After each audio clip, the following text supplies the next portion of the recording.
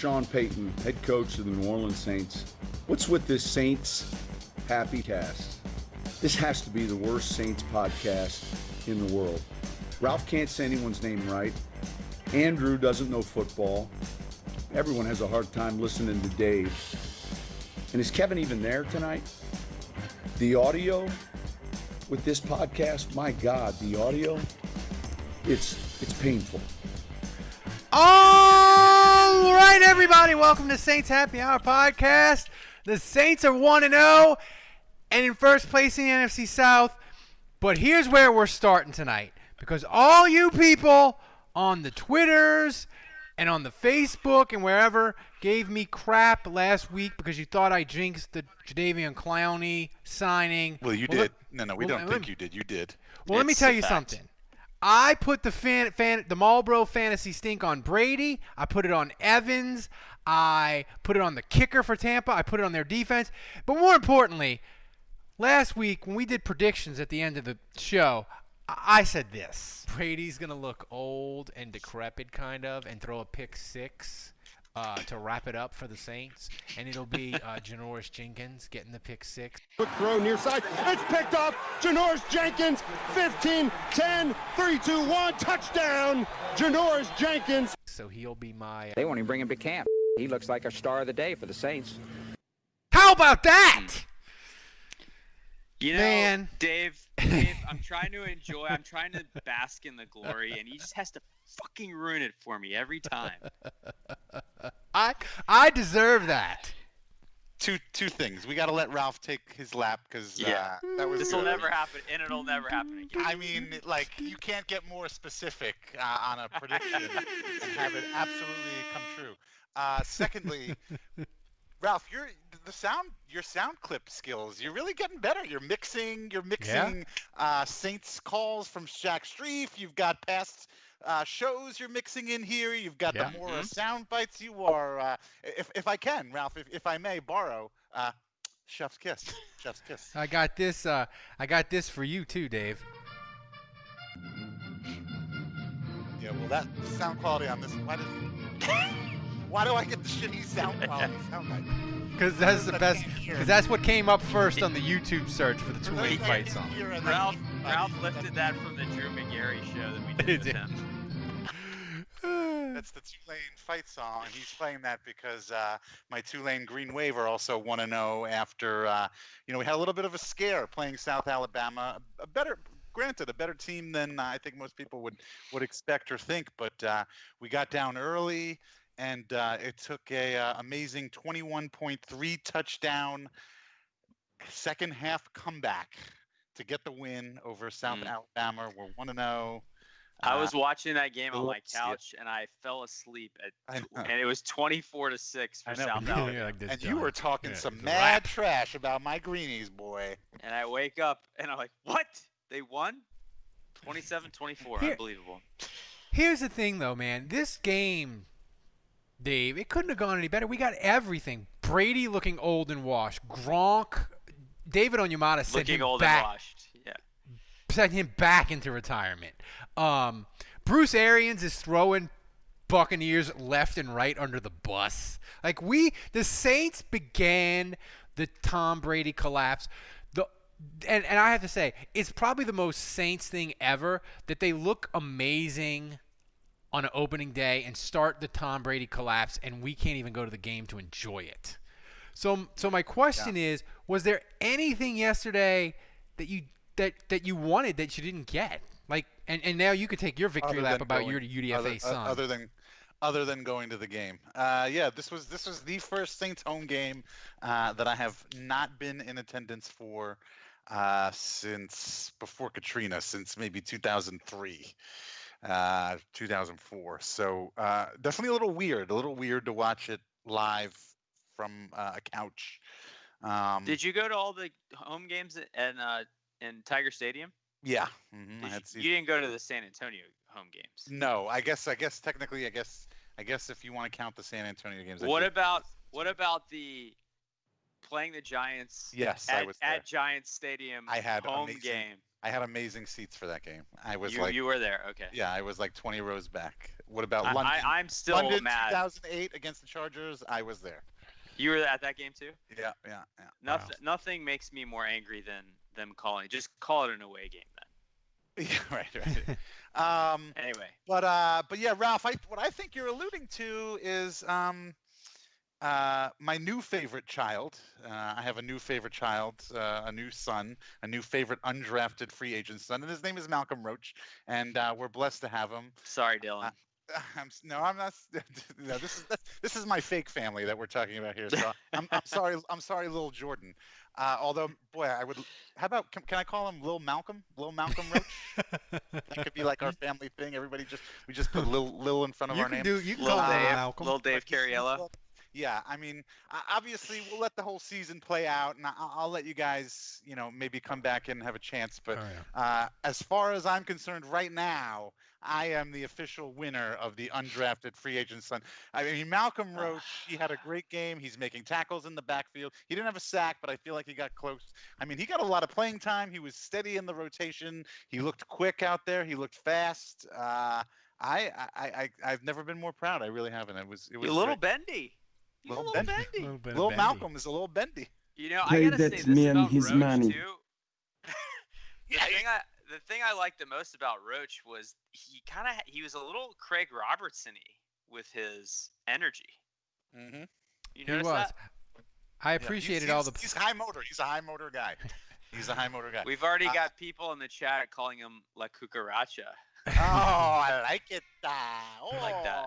Yeah. I don't know how here's to my Spanish, but here's my question, Andrew. Here's my question, Andrew. Sean Payton talked about how his play calling was crappy, and we're going to listen to it. But after Sean Payton explains it, I want you to tell us how much better the Saints offense can be when Sean Payton does a better job of calling plays. Games where you feel like you get into a rhythm, and I thought we ran the ball pretty well. I didn't really help us out any with some of the looks and some of the calls I made. There's a handful of plays that we're going to watch on tape, and it's not going to be the players. It's on me. So when he calls a decent game, Andrew, they're going to put. Was that in the soundbite? That sounded probably. Like it was at the press conference. That's right. Ralph's cat asked the question actually. Yeah, Sean Payton was getting still curt. Better than half the reporters.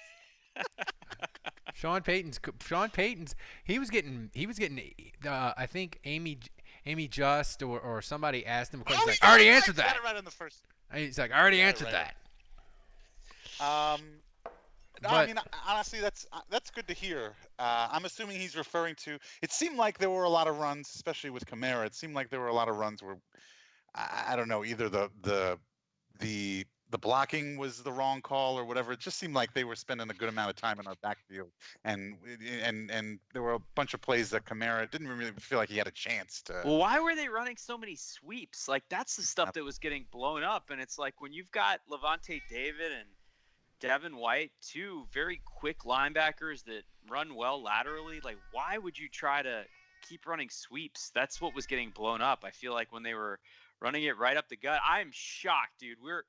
What are we?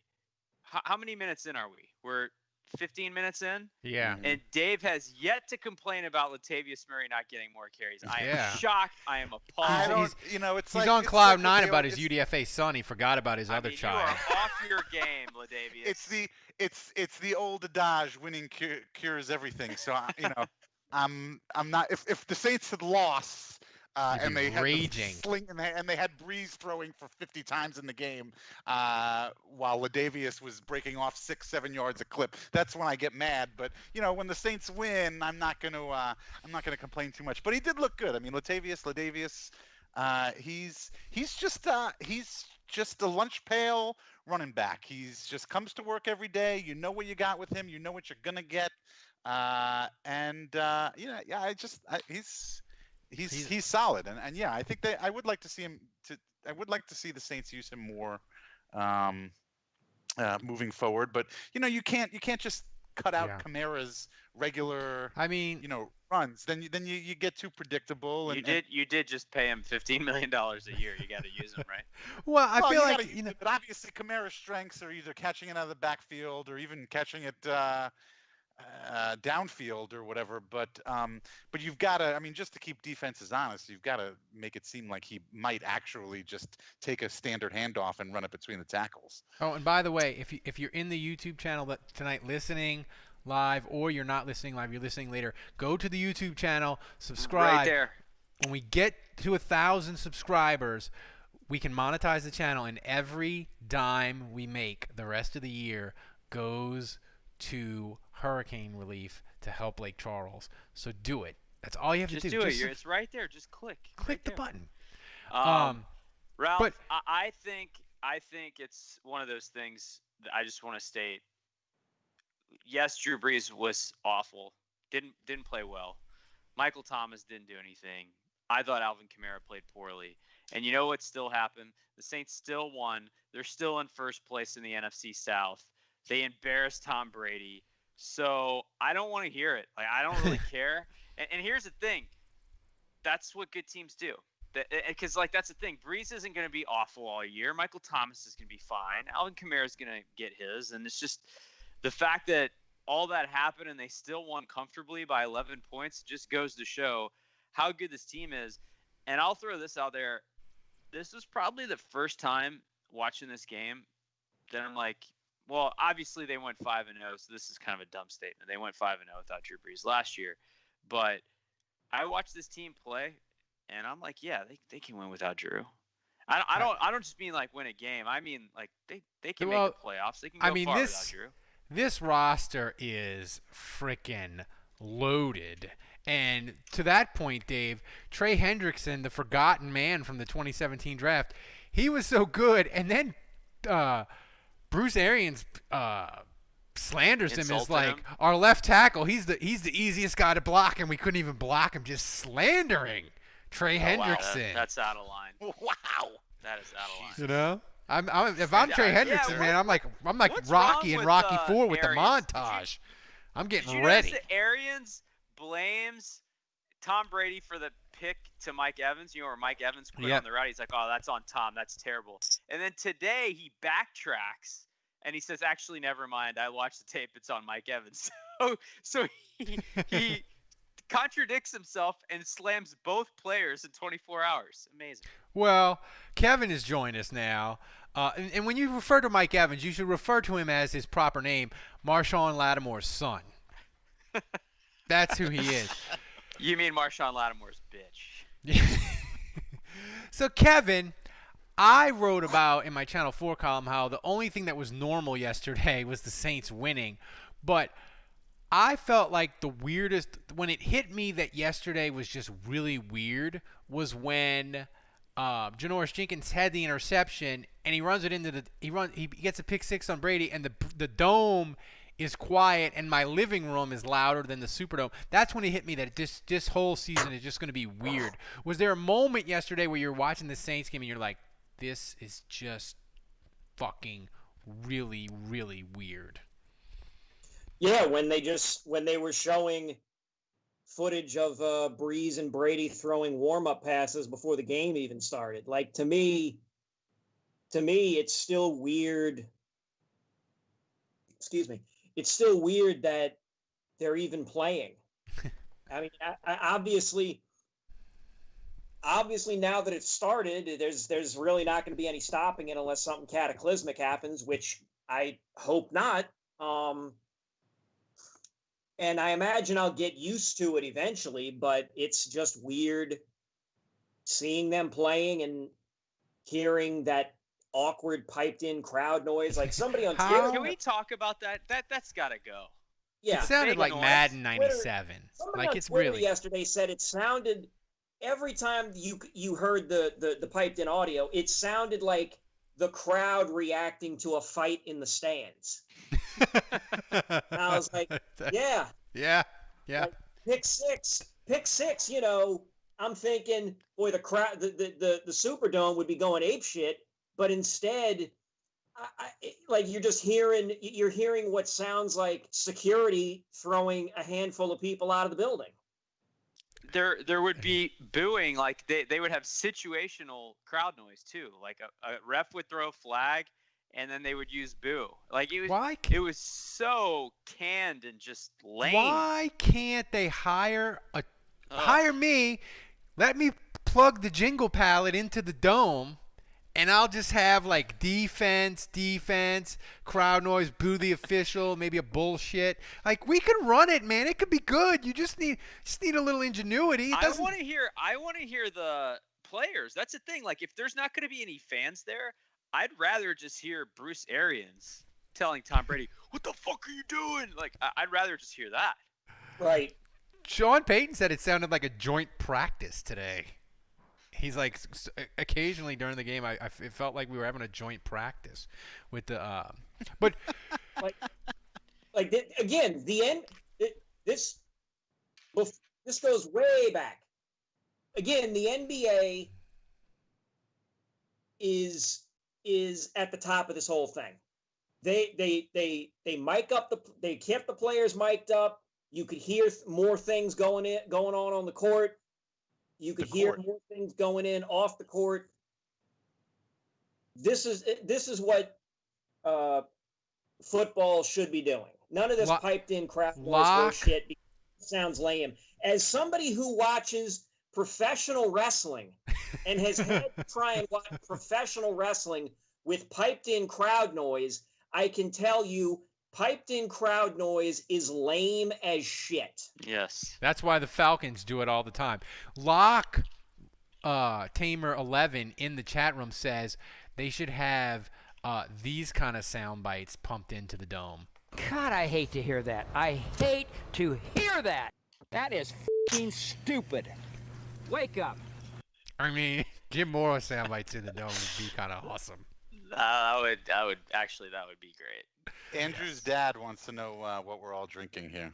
I'm drinking my last Dreamsicle. I had a 6-pack yesterday for the game. I'm drinking the last Dreamsicle. So, Dave, it's a big boy beer tonight for me.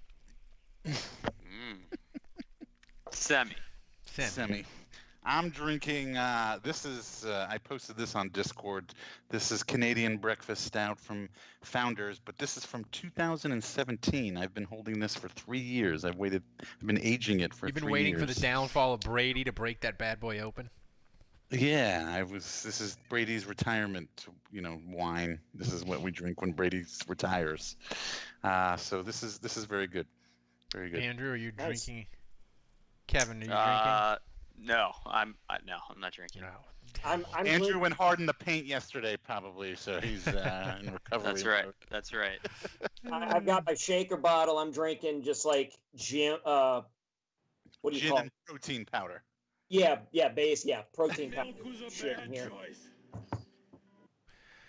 So, the defense, Andrew, I didn't realize how much Tampa Bay was doing the all pass interference offense yesterday. It kind of hit me after the game. I was like, God damn, the Saints had a lot of PIs. This defense, though, Tampa did not convert a third down that was longer than 3rd and 2. Like, was this defense as advertised during the summer, the abbreviated training camp? Is that a fair statement to say? Who are you asking? You, Andrew. I think so. I mean, the secondary was great. The only guy I would say in the secondary that was, I don't want to say lackluster, but maybe not as good as the others was DJ Swearinger, and he only had a role, I think, because PJ Williams was out. So, if you had PJ in there instead of Swearinger, I think it would have been even better. But yeah, I mean, Malcolm Jenkins played well. Lattimore, once again, completely shuts down Mike Evans. Janoris Jenkins had the pick 6. Chauncey Gardner-Johnson was awesome, led the team in tackles. And Marcus when he's Williams awesome, we call him CD Deuce, not right? To like?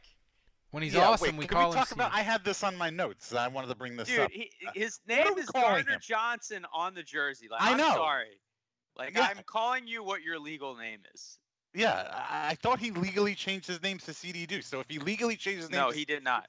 Well, then that's not your name. Well, I mean, it's like calling Janoris Jenkins Jackrabbit, right? Same thing. Yes. How? Do we call him Jackrabbit? So basically, he just gave himself a nickname. That's right. You can't give yourself a nickname.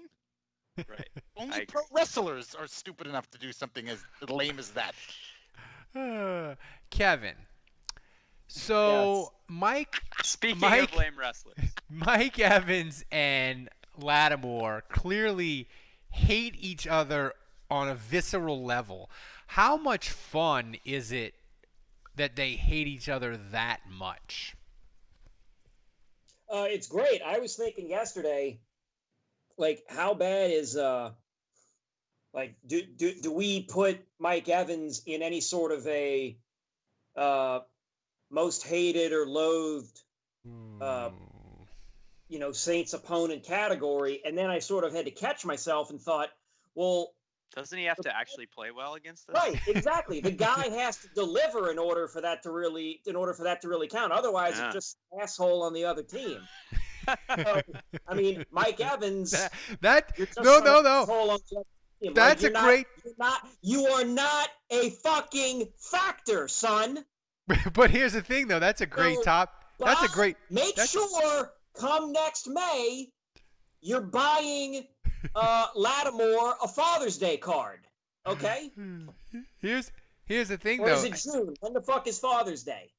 June 16th. Wait a minute! I just realized are Malcolm Roach and Lil Jordan Humphrey supposed to be sending me Father's Day cards? They should be. Granderson That's a great bracket idea, though, Kevin. Some asshole on the opposing team. Like, they're not good, so they're not like a Saints killer Hall of Fame. They're not even good enough to really despise, but they're just annoying, and they're just an asshole on the other team. It'd be a hard bracket to build, though. Because they're few and far between. I agree with what Kevin's saying, though. It's not like a Saints fan problem. This is really a Lattimore problem. Like it's Mike Evans and Lattimore hate each other. It's great, though. It doesn't really bleed over into the Saints fans. I feel like. It's just I love it, though. Oh, it's great. It's great. I gotta say, like, what the hell was with? It's always the guy that retaliates that gets flagged, right? Yeah. What was with Lattimore shoving Mike Evans in the back? Flags get thrown, and then Mike Evans jacks Lattimore in the face. His helmet flies off, and nothing. Yeah. If that had been reversed, Lattimore would have been ejected. ejected. They'd have been ejected. That was awful. I'm still annoyed by that. Anyway. I thought the same thing. And Ralph, to answer your earlier question about the defense, I started them on my fantasy team because I knew that they were going to be great. Got me 17 points and the fantasy win this weekend, and I'm going to continue to start them because I think they're the real fucking deal. I mean, what's Hendrickson's ceiling, Andrew? Like he was great against Tampa. They had he was great against Minnesota in the playoff game, even though they lost. We kind of memory hole that. Whenever the Saints lose a big game, the good performances just disappear. He was good there. So, like, what's his ceiling if Davenport has to play with the robo arm and isn't, 100% or isn't close to it? Like, what's his ceiling, you think? Well, the answer is going to be very different if you ask me versus if you ask Bruce Arians, apparently. But, I don't think he's a dominant guy.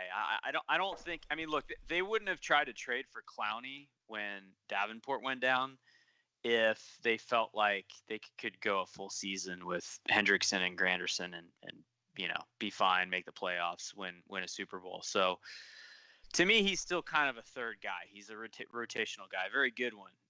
But I still think he's kind of like, maybe if he gets to 8 sacks this year, that's probably the best he could do, I would think. Because, like, that's the thing. Like, he'll have good stretches where he'll have a couple games where he'll get a sack and a half, and he'll be up to 3.5, 4 sacks, and you're like, oh, he could have a huge season. And then, like, he'll go 5 weeks without one, So, I don't know. I think it's kind of opponent-driven on some level with him. Dave, the Saints went ahead and paid that man his money. Demario Davis, 3 years, $27 million. They're just paying everybody, huh? Like there's no tomorrow. That's what I'm saying. So Like, Yeah, but it's really too bad that Taysom Hill prevented them from re-signing Kamara. That was unfortunate. so they paid Kamara, they paid Hill, they paid Davis. You know, what These team? cap decisions are gonna come back to haunt Mickey Loomis. I'm telling you, it's just a matter of time. Right. You know. What team's cap space is he gonna use to pay Trey Hendrickson and Marcus Williams, Dave? Well, I don't think it's that. I think he's just planning on like paying our entire 2021 draft class. Like he's gonna have another team draft all of our draft picks and sign them, and then we're gonna trade them all of our 2022 draft picks to get them back. So we won't have a 2022 draft class, but we'll have 2021 draft picks and no cap hit. So that'll be good. Kevin will get irrationally excited because the Saints will trade down, but instead of trading down for picks, they'll be trading down for cap space. Is that what you're telling me? No.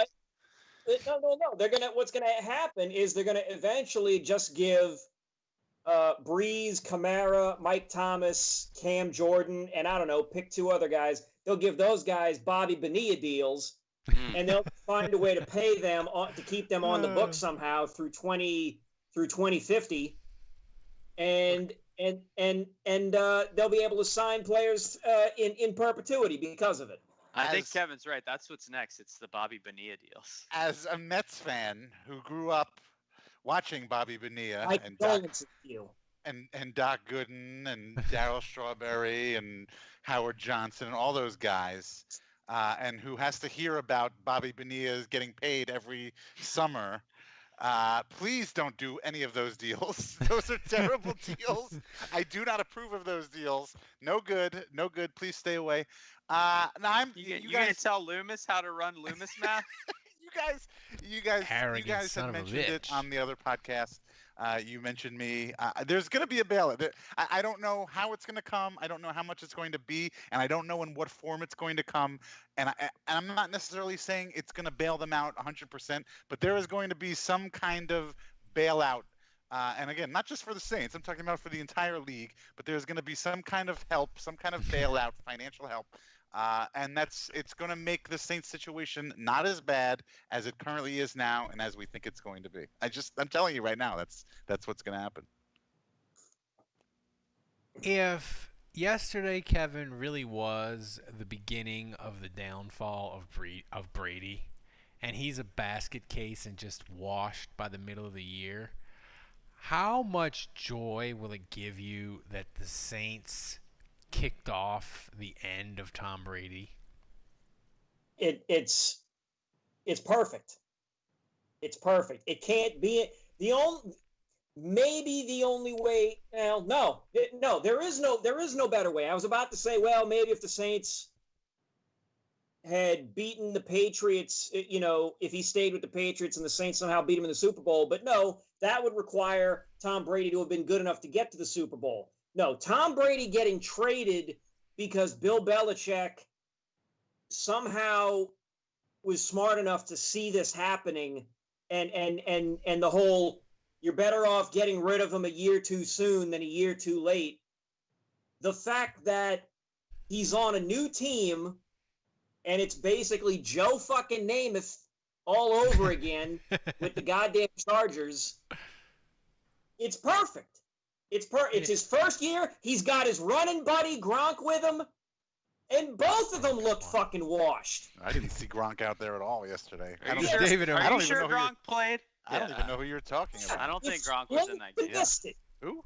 He must have been. David Onyemata hit him so hard he wanted to be back in WCW. WWE. Sorry, old school. Hey, hang on. That's a former 24/7 champion, so put some respect on Gronk's name, Chief. So, Dave, what would be more fun? The Bucs finishing last in the South or Atlanta finishing last in the South? Ooh, that's actually kind of tough. I don't know. I mean, I think I got to go with Atlanta finishing last. I mean, their loss was delightful. I mean, the Bucs brought this on themselves. They were never good to begin with. it's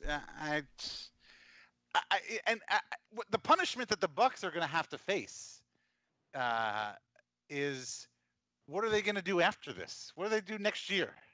What if Brady's gone, Gronkowski's gone? Well, they paid Brady back to- $50 back to million being the Bucs. guaranteed. Well, but So, that's what I'm saying. Maybe they'll never stop.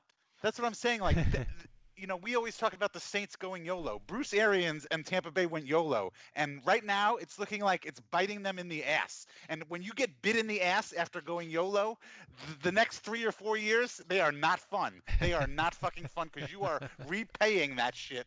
You are repaying for the sins of the present. You are repaying. I think speaks from experience. So that's so I mean, that's the best part about the whole situation. It wouldn't be if the Bucs finished last this season. It would be that they're setting themselves up for finishing last for the next 5 years as they quote unquote rebuild. And that may include firing Arians and getting a new coach. That's definitely going to include finding a new starting quarterback. Both will be terrible. Right. So, at this point, you might as well hang your hat on Leonard Fournette and hope for the fucking best. I think it'd be great if Carolina finished like 6-10 and finished second in the South, and Dan Quinn gets fired, and the Bucs are terrible. Like, that would just Is Dan Quinn gonna make it to like? Oh, can we week talk? 5? Yes, can we talk about this, please? Because the guys on Pardon My Take brought this up, and I thought it was hilarious.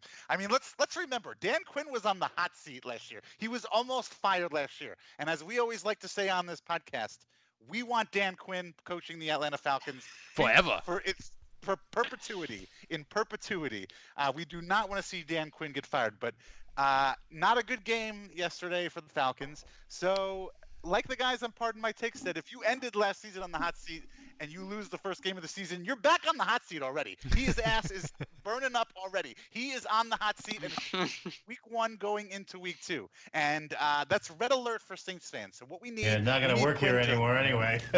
Mr. Mike. Oh my God, this thing goes on forever. We need Quinn to, to win a game here or there, make it look respectable. We do not want the Falcons to start like 0-3, 0-4. That's it. I don't think. I think though, like, Kevin, tell me if I'm wrong. I just think in the year of the Rona, like, teams aren't going to be firing coaches. They're just going to be like, we got to ride it out. Ooh, that's a good one. I mean, they'll go interim, right? This is the guys in the building. Nah, but here's the thing. We're talking about NFL owners. These are some of the, like, biggest fucking egos. That's true. Wannabe alpha male types. They will fire a fucking coach because they believe, I got the money. I got a job that somebody will fuck. I mean, look, it's one of only 32 jobs of its type on the planet. It's a desirable job. Even a shit show franchise, it's a desirable job. But even in the Rona era, coaches or owners will believe, oh, I can fire this guy and I can find somebody better. I don't care if the eastern seaboard sinks into the ocean. I don't care if the West Coast is perpetually on fire. I don't care if there's a fucking tsunami hitting the South. Whatever. They'll believe they can find somebody. Well, Dave, you bring up a good question. I'm looking at the Falcons' schedule to see how can we figure out a way to get them to, just good enough. Well, here's the thing, though. Dave brings up a good point.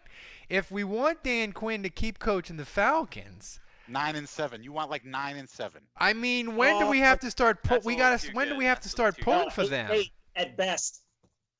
No, 8-8 might get him fired. I don't know. 8-8 might get him fired. I mean, Ralph's got don't you make the playoffs? You make the playoffs. Like, there's 7 teams that make it now, Ralph. Right? I mean, oh yeah, that's true. They got the Cowboys, the Bears. And they make a wild card.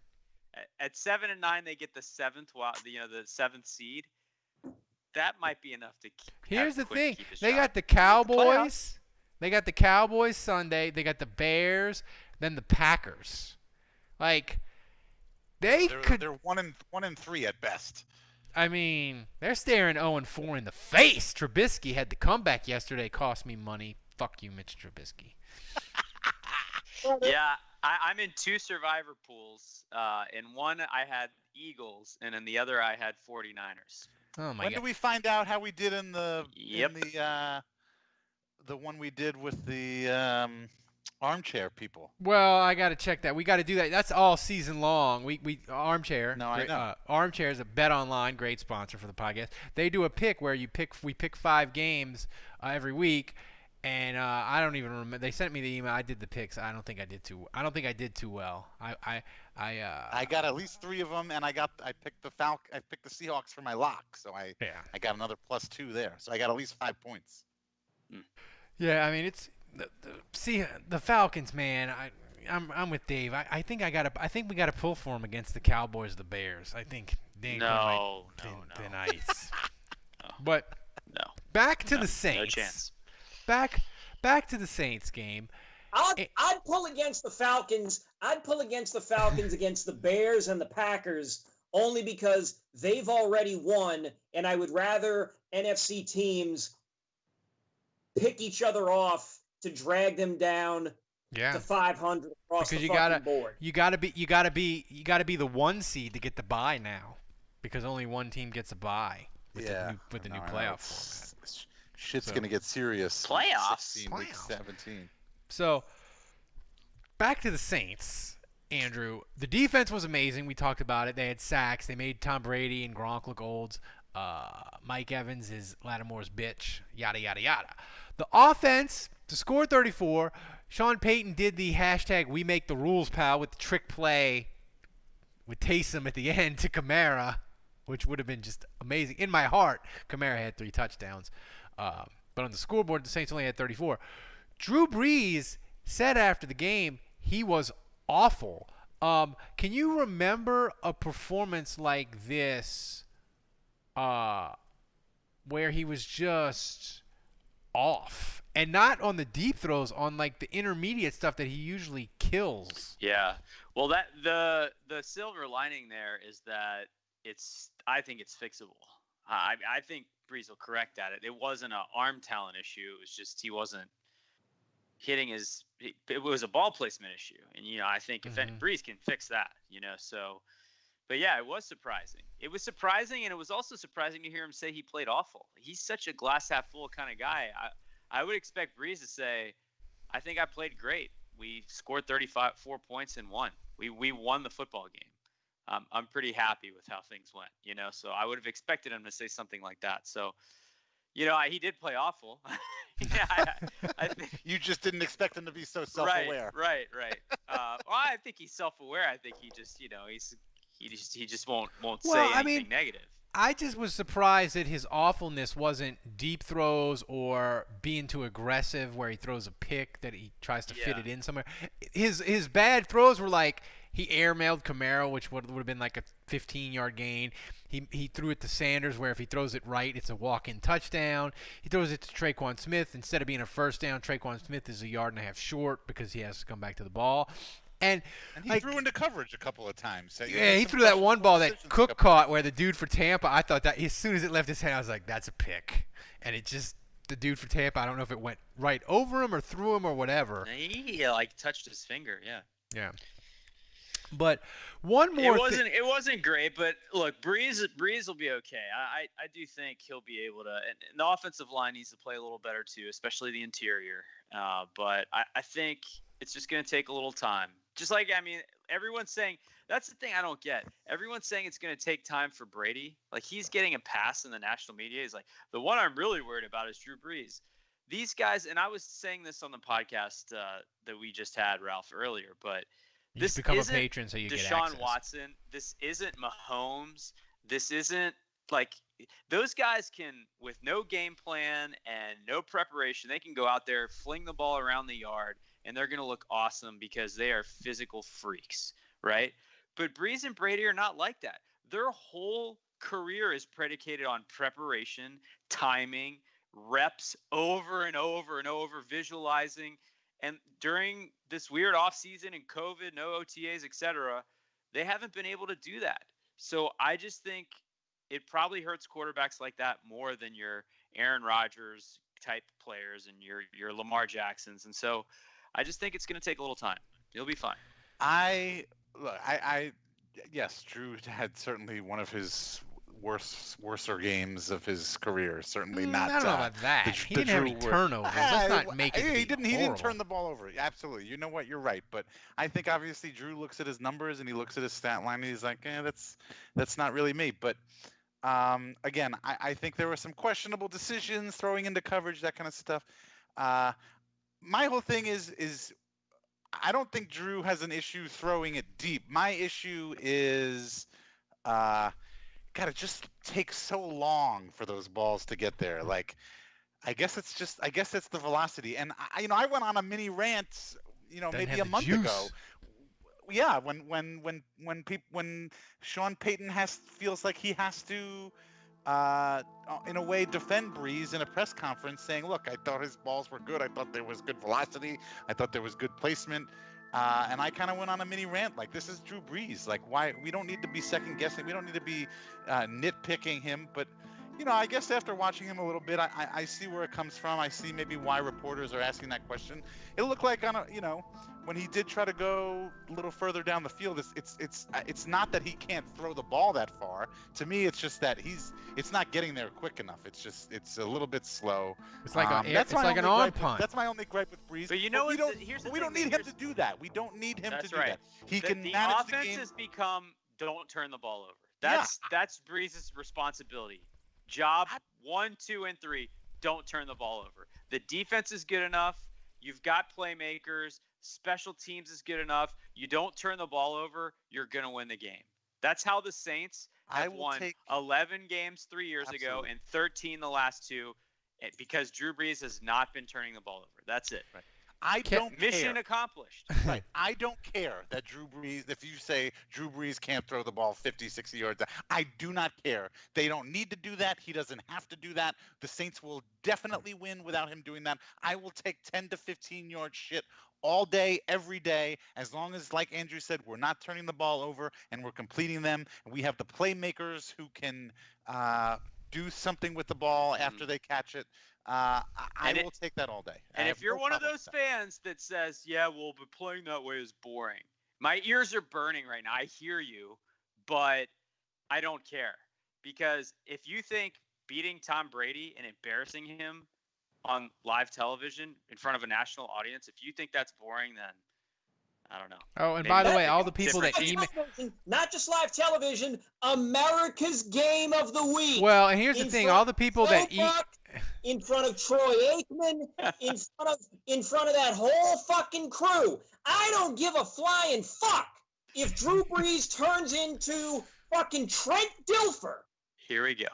If the Saints keep getting these, shave the rest of that fucking thing off the top of your head, Drew, and become Trent Dilfer. I don't care if you dink and dunk the rest of your natural-born fucking football career while you march into Canton.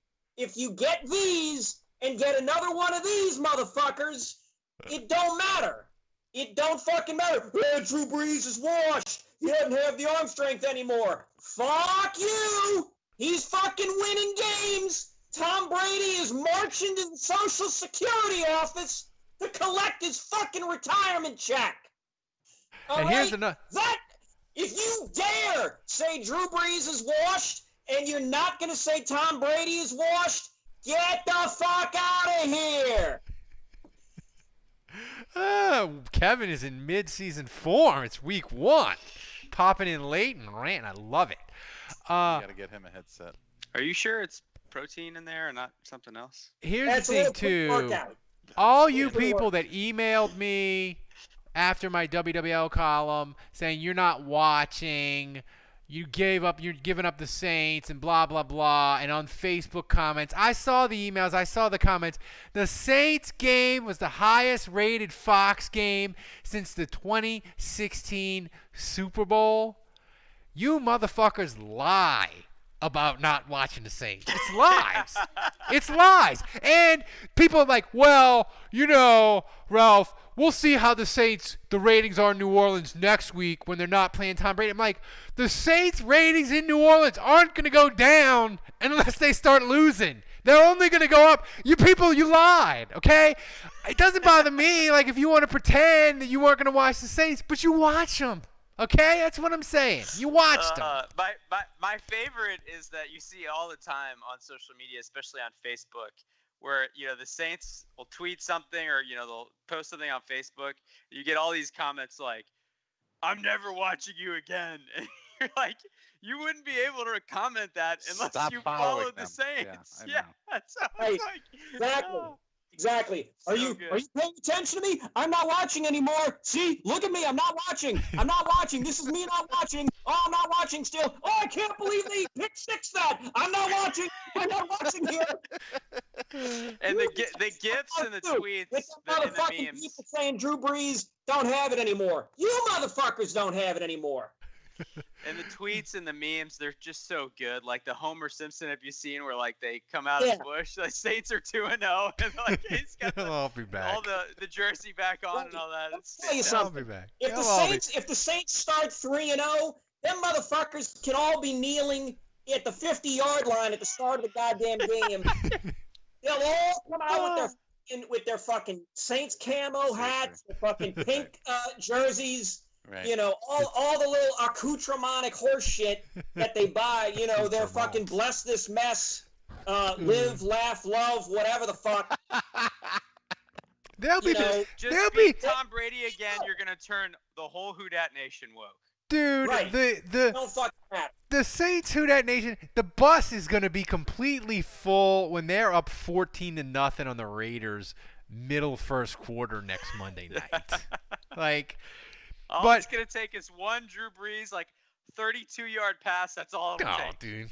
Emmanuel Sanders in the slot roasting that rookie cornerback that the Raiders took.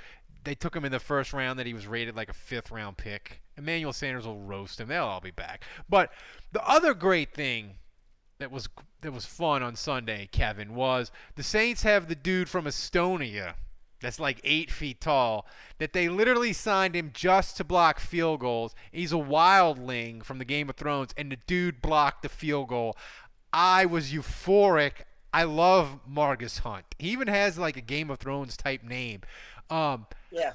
Actually, can we call him Margus the Magnificent? I think we should. Yeah, it's great. There should be that.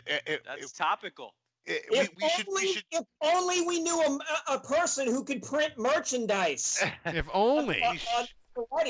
We should cease to exist as a podcast if we didn't call him Margus the Magnificent. Mm-hmm. Actually, my buddy Brad went, and his wife both went to SMU, and then his wife was a teacher, and she taught Margus. She knows Margus personally, has nothing but nice things to say about him, and is obviously very excited that the Saints wound up bringing him back after cutting him. Well, get him on this podcast. Hello. Yeah. I wonder if that's like this. That's a good thing. I'm sure my buddies will be listening to this if he's not listening now, and I'll remember to follow up with him, see if we can work something out. I blocked football kick. But regarding his blocked kick, you guys touched on it yesterday after the game, and Andrew had mentioned really. It wasn't necessarily so much what Margus did. It was what the Patriots, not the Patriots, what the Buccaneers line didn't do, which was block. And I watched the replay. I watched the game over. I watched the highlights. He practically was in there untouched. He had to pull up. He had to stop himself. The ball almost hit him in the Adam's apple. Yeah. Still. He had to pull up and stop himself because he probably would have gotten a penalty if he kept going full speed because he would have hit the kicker. That was just a total breakdown. Hey, and man. like Andrew said, it looked like they never practiced special 90% of life is showing up, Dave. 90% of life I don't want to is take showing anything up. away from Margus. I don't want to take anything away from Margus. Ralph, you need to get Margus the Magnificent. I don't know if there's show audio? I have Does he to have like dig a on it. jingle or something? Yeah, I have to go. I have to look that up. I That have needs to go. to be Marcus Hunt music. I'll have to Make that go in happen. a YouTube rabbit hole. I'm sure if I can find Al Spamoza, Seafood City, I can find Marcus the By Magnificent. the way, Sounds. Ralph, I don't know if I texted you. You know, he recovered from COVID. He's doing much better, Al Skramuza. Yeah, it's So- good. Oh, It's good. good. It's good to know. Anzalone had a good game. Oh yeah. Out of nowhere, yes. Tampa There we go. Tampa Bay had a guy with no, not Tampa Bay. I was watching the earlier game. Seattle has a guy with long hair like Anzalone. I think I remember seeing. I noted that. Yeah, I Anzalone. mean, the other thing is, Andrew, we touched on it on the post-game show yesterday. Quickly, but patrons should subscribe, become a $10 patron. You get access to everything. It's amazing. You could binge on Saints content. Andrew had like 2 grades. I gave you the WWL column early with all the good jokes that they take out. But Did we have any calls to the hotline? no, we didn't. We got to give him the number, Dave. Pump the hotline. Dave wants it so bad. He wants the So hotline bad. to be I a thing. post- He I did. posted it in like 3 different channels on the Discord. I'm like so thirsty. I am so thirsty. The number for the hot. It's Okay, you gotta right now I'm gonna give you the number. What I want you to do is put the number in your phone. That way it's there. That way it's ready to go. So when you're drinking, or if you're like some of my other buddies on the Discord and you're smoking 10 blunts in a day, you're doing whatever you're doing. It's in your phone. It's ready to go. So when the mood strikes you and you're ready to do a rant or something, or you have a really strong opinion about something, you call the hotline. Just leave a quick message. It's 210-595-0818. I promise nobody's gonna answer. If you're like one of those socially awkward people and you're like worried that like you're gonna be the one person that calls and like Ralph is gonna answer at like midnight on a Hello? Tuesday, yeah, that's not going to happen. Nobody is going to answer this line. Okay, it's 210-595-0818. Add it to your contacts right now. hey, Call us. Say something. and here's the I don't thing: care. I don't if care. somebody Say- can come say up you with a like Odell catchy, Beckham pooping on your chest. I don't care. somebody can come up with look at the letters on the phone, and come up with a catchy name for the hotline that we can just tell people, like dial 210 whatever, and it's not numbers, it's just a funny saying. If you can come up with a funny saying that the phone number can be, I'll send you a T-shirt. That's so on brand of our podcast to instead of choosing a number that actually works itself into a funny saying alphabetically, we just picked a random number and now we're No, just trying to Google find whether gives it to you. I didn't pick it. Google says this is the number. I didn't pick it. So we got Andrew. We got questions. Get to the Discord channel questions. By the going. way, if you're All a patron, get in the Discord channel. It was amazing yesterday. And every patron has access to it. So if you're a patron, get in the Discord channel. If you're not a patron, become a patron so you can have access to it. Andrew, what do we have in the Discord channel? Well, I'm gonna go straight to Balky, because he's always giving us COVID news and and the like. But he just asked, has Brady retired yet? Dave, you answer that while I dance. Has Brady retired yet? No, we touched on this earlier, but no, Brady hasn't retired yet. But he's, who's Tampa Bay's backup quarterback? Josh, Brian Griffin, right? From oh no, Blaine Gabbert. Is it Blaine Gabbert? Josh Rose. I thought Josh Rosen was the backup for them. Rosen's like the dude in the stands. He's like, if the quarterback group gets COVID, then he stays away, and then he comes if he has to play. I mean, whatever. He's like Josh McCown for the Eagles. Brady's gonna finish out the season, but I mean, there's no way they bench Brady, right? You can't like he's unbenchable, right? You can't. He's unbenchable, yeah. Yeah. I mean, they didn't bench Jameis. He threw 30 picks. All right. LSU Tiger 08 asks, which national media member will be the first to jump off the Bucs bandwagon? Whew. They lose to Carolina, it's going to Peter be King. mass exodus. Peter King. I like that. Mina all right, Kynes wants this to. one's She for doesn't you, have the. Ralph. She doesn't have the Ralph, courage which- yet. They lose to Carolina. She will jump. All right, Ralph, this one's for you. Which 2 practice squad members will they activate this coming week who will make game-changing plays? Well, they sent Margus Hunt and Benny Fowler back to the practice squad, and Margus the Magnificent. He looked like he got a little injured. So I'm gonna say they're gonna bring up Throckmorton and is Kevin's UDFA son on the roster. They bring him up too. Yeah, Tony Jones. Tony Jones. Yeah, why not? That sounds likely. All right. Actually, Kevin, I'm going to give you this one since you really look at the tape and you really analyze kind of the specifics of the X's and O's. You know the game. You're really into that. MRDX9 asks, what grade would you give Sean Payton's play calling?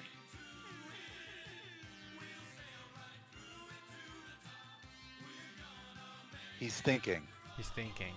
The silence you hear is him thinking. And They he's go muted. B. No, no. Solid B? B. Solid B. I think it's D. a higher grade Wow. than anyone else would give, but okay. Including Dave, Payton himself. Yeah. Dave, J. Boogie asks, what are the odds of Payton putting Davenport on IR to get another offensive lineman on the roster with the performance we got out of Trey and Carl? Well, I'm glad you asked me this question because we were talking about this before the show, and I wanted to bring this up. First of all, yes, the offensive line, definitely needs some help. Hopefully we get Ruiz back. Nick Easton was shaky. Shaky? Nick Easton was. Look, Shaky's being kind.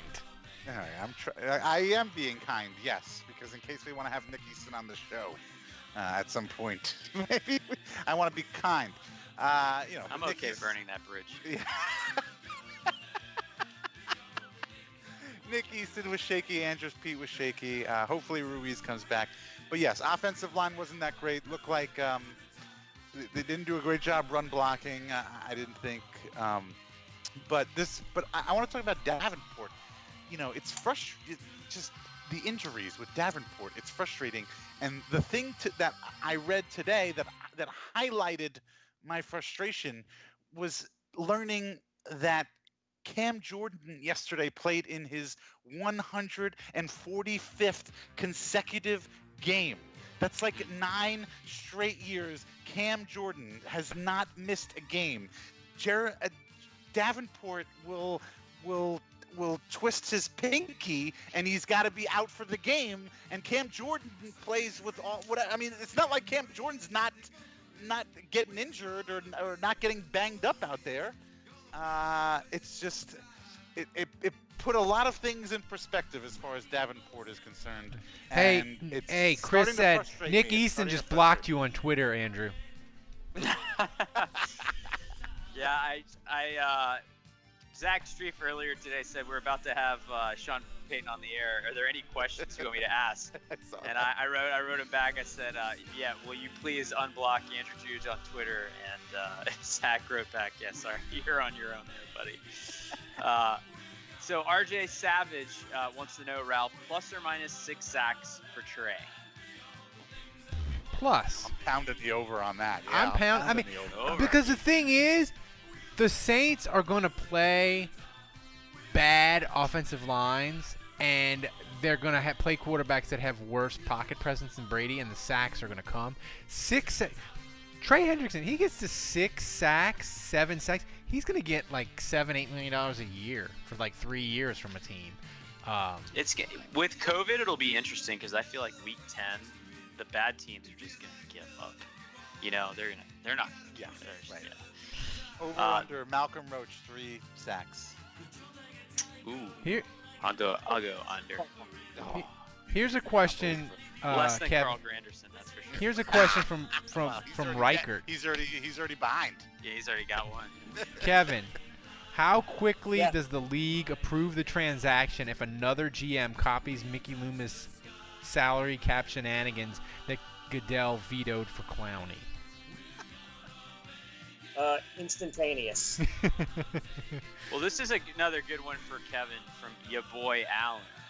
Kamara took a wildcat snap in the game. What name do we give the Saints version of the wildcat? So you got to come up with a name. Okay.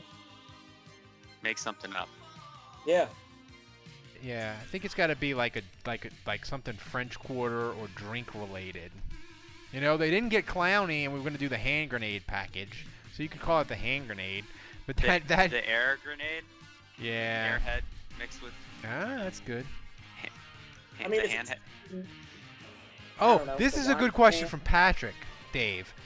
What did you enjoy more week 1? Angry Brady or iPad Scholar Jameis Winston? Loved iPad Scholar Jameis Winston. I was thinking of Jameis of one in that moment. I loved it. Did you watch his eyes? His eyes were darting back and forth. He's looking all around. He's drinking it all in. He's very engaged. Yeah, he's improving. You know, just by being there and watching. I loved it. He was. Yeah, I'm all about it. I can't wait for the 2021 Jameis Winston Saints. I can't wait. I'm all in for that.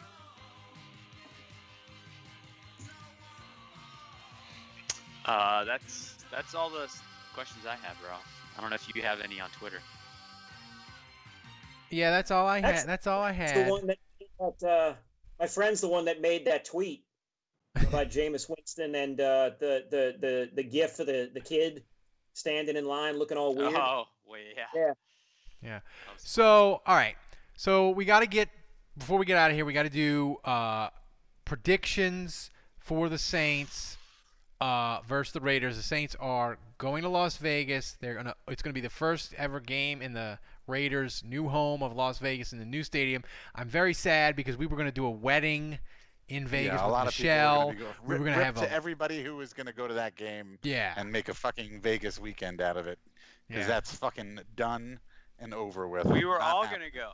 Yeah, it was gonna be. I mean, it was amazing. Like, me and Andrew were Dave planning. was gonna officiate a wedding. Remember that? Yes. Yeah, it was gonna be. Yeah.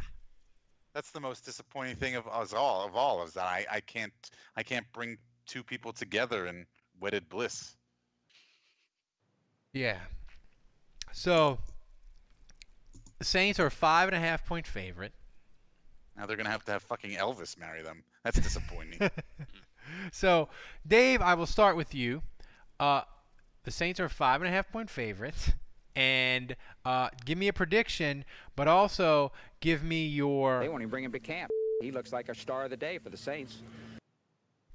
I don't even. I'm humbled by your Janoris Jenkins pick six pick. I'm. It's a tough act to follow. Yeah, I don't know if I can do this. I don't know. Yeah, I watched a little bit of the Las Vegas game. They were on earlier before the Saints game yesterday. Gruden looks like he like I mentioned this in the Discord. Looks like he put on like the COVID-19 there. He was looking a little round. He was. So a little corpulent. Not that has anything to do with his play calling ability or coaching ability, but long story short, look, Saints are going to win. The Raiders, they're not in our league, I would say.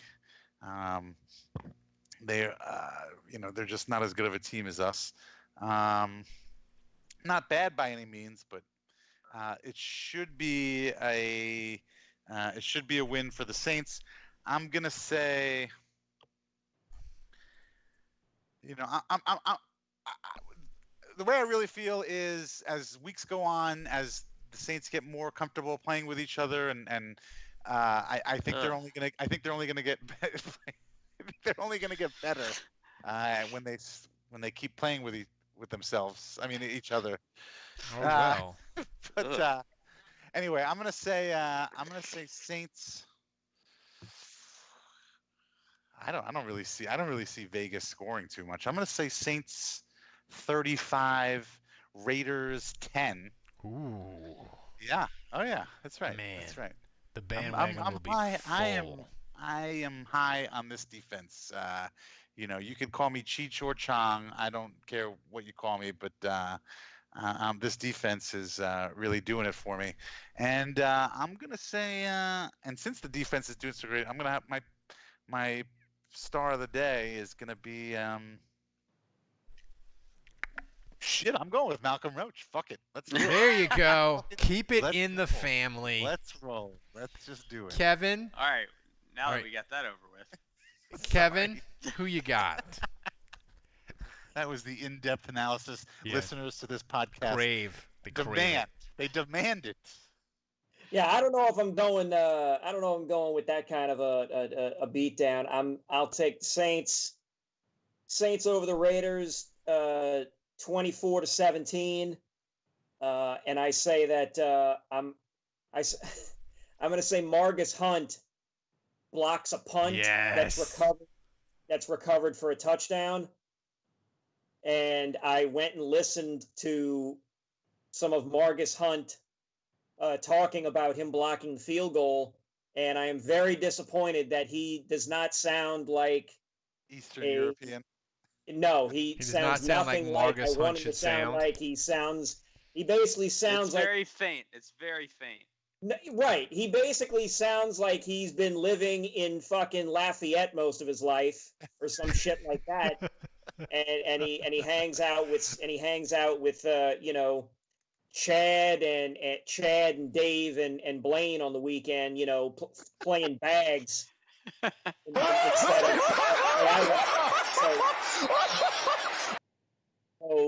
so I'm gonna just do my voice for the way I want him to sound like.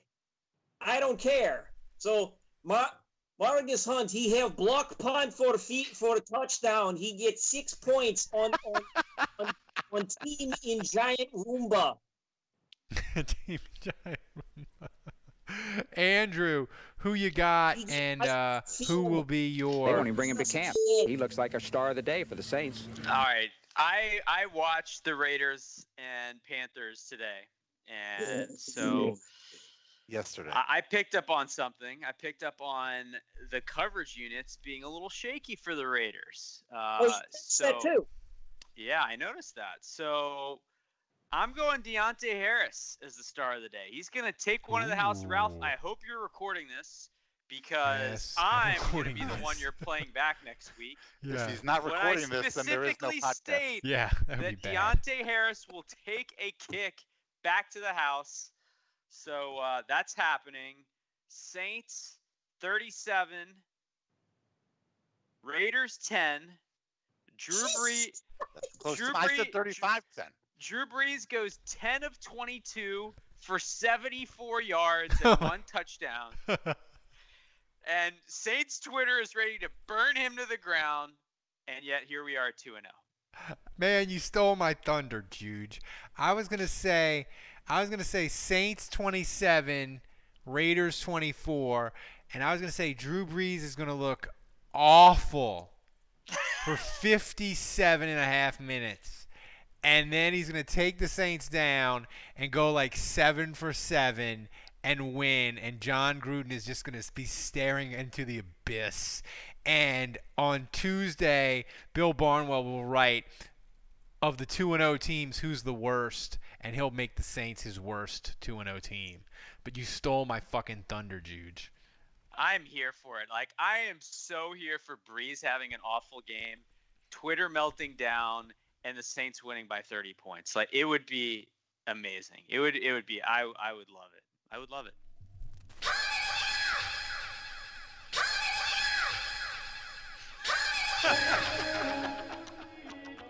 So we got the new exit music that Dave likes.